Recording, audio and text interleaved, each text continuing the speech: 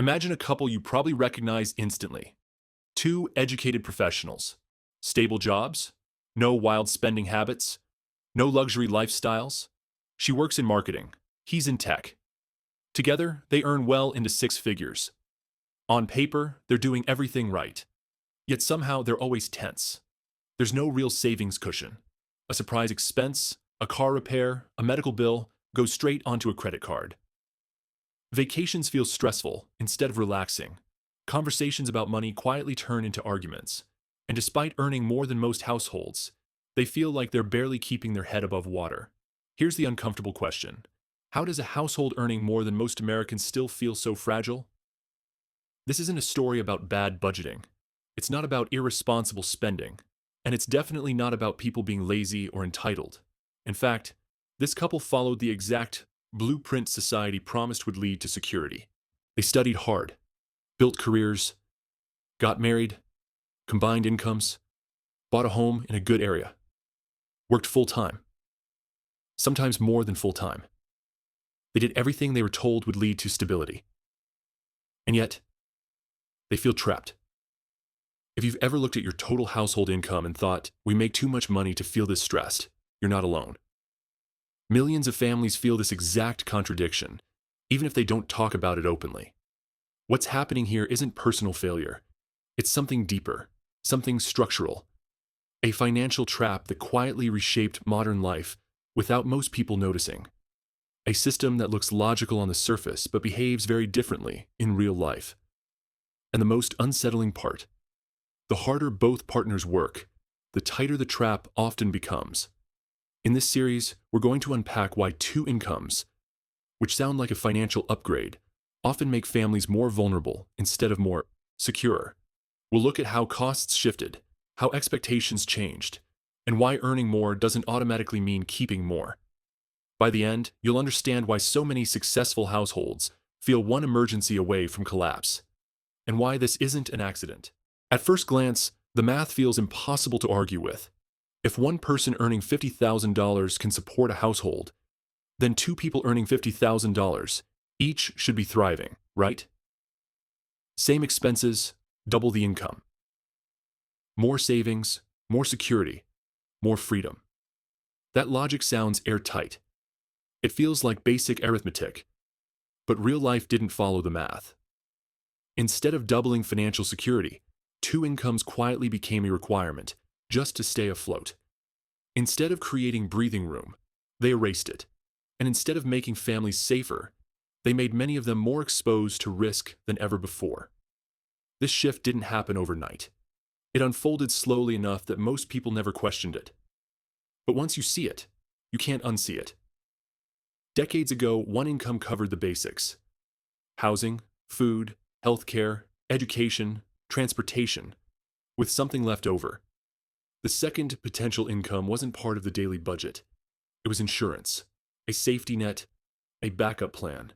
Fast forward to today, and that backup plan is gone. Not because people wasted it, but because the system absorbed it. As two-income households became common, prices adjusted upward to meet them. Housing costs rose. Childcare became essential instead of optional. Healthcare, education, commuting, and convenience expenses exploded. What once fit comfortably inside one paycheck now stretches across two. The illusion is subtle but powerful. When everyone has two incomes stop being an advantage. They become the entry fee. That's the trap. You're not earning extra. You're maintaining baseline access to middle-class life. And because both incomes are now baked into the monthly bills, there's no fallback. If one income disappears, even temporarily, the entire structure starts to wobble. Mortgages don't shrink. Daycare bills don't pause. Fixed costs keep coming, whether both paychecks show up or not. This is why so many households feel constantly anxious despite earning more than previous generations. They're operating at full capacity with no margin for error. The system didn't break because people made bad choices. It changed because incentives shifted, and families adapted without realizing what they were giving up in the process. To understand how we got here, we have to step back, not to some distant past, but to a time many people still remember through their parents or grandparents. In the 1970s, The typical middle-class household ran on one primary income. One paycheck covered the essentials. Not luxuries, just life. Housing, food, transportation, healthcare, education, and crucially, savings. Families didn't feel rich, but they weren't constantly on edge either. Housing consumed a manageable portion of income. Public schools were reasonably funded across neighborhoods. Healthcare costs, while imperfect, didn't dominate household budgets. And because one parent usually managed the home, entire categories of expenses simply didn't exist. Childcare wasn't a line item. Convenience services weren't necessary. Time, not money, handled many of life's demands. But the most important difference wasn't lifestyle. It was structure. That single-income household had a hidden strength, unused capacity.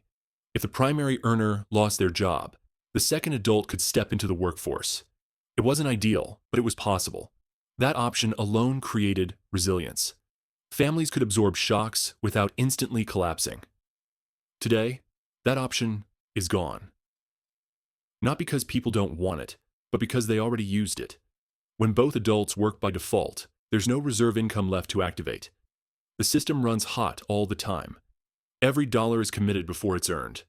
This is where modern families unknowingly traded flexibility for appearances. Bigger homes, better districts, higher qualifications. Everything looks improved, except the ability to pause, adjust, or recover. Most people believe their second income disappears into lifestyle inflation. Fancy upgrades, new cars, bigger vacations.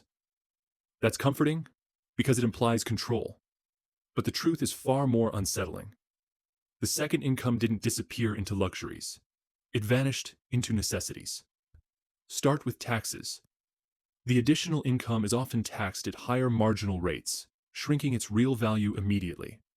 Then come childcare costs, expenses that barely existed when one parent was home. Add commuting, transportation, second vehicles, insurance, parking, and maintenance. Then come exhaustion costs. 2 full-time jobs mean less time and energy. That gap gets filled with paid solutions. Prepared food, takeout, cleaning services, repairs, convenience spending. Not indulgence. Survival. By the time all of that is accounted for, the extra income often contributes shockingly little to actual financial progress. Sometimes it barely breaks even. Sometimes it quietly goes negative. Yet households make decisions based on the gross number. Banks approve mortgages assuming both incomes will always exist. Families size their lives accordingly.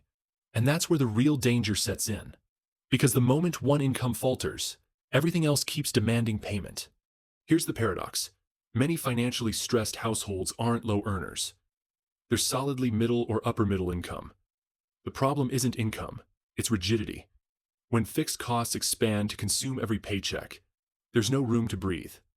No flexibility. No buffer. One disruption, illness, job loss, burnout, caregiving, can trigger a cascade. Previous generations had slack in the system. Modern households don't. This is why studies repeatedly show that a huge percentage of adults can't cover even modest emergencies without borrowing. Not because they don't earn enough, but because their expenses are calibrated to perfection, with zero tolerance for disruption. The system rewards constant performance and punishes pause. When 2 incomes became normal, purchasing power doubled, but supply didn't. Homes didn't multiply. Good school districts didn't expand. So families competed. Prices rose. What one income once bought now requires 2. Education followed the same pattern. Access to quality schooling became embedded in housing prices. Tuition didn't rise. Mortgages did. The result? Families locked into long-term obligations that demand constant income flow. There's no downshift without consequences. In the past, families had redundancy. Today, they have optimization. Everything works, until it doesn't. With both incomes fully committed, there's no reserve role left to activate. When disruption hits, households don't lose income. They lose solvency. This is the core vulnerability modern families face. The goal isn't going backward, it's building margin. Households that thrive long-term structure, Fixed costs around one income, even if they earn two. The second income becomes optional, not required. That single shift changes everything. Resilience, savings, choices. It's not flashy, it's not easy, but it works. True security isn't about how much you earn. It's about how much control you have when life changes. Previous generations had less income but more margin. Modern families often have the opposite. The families who win financially aren't the biggest earners. They're the ones who preserved optionality. Now that you see the trap, you can choose differently.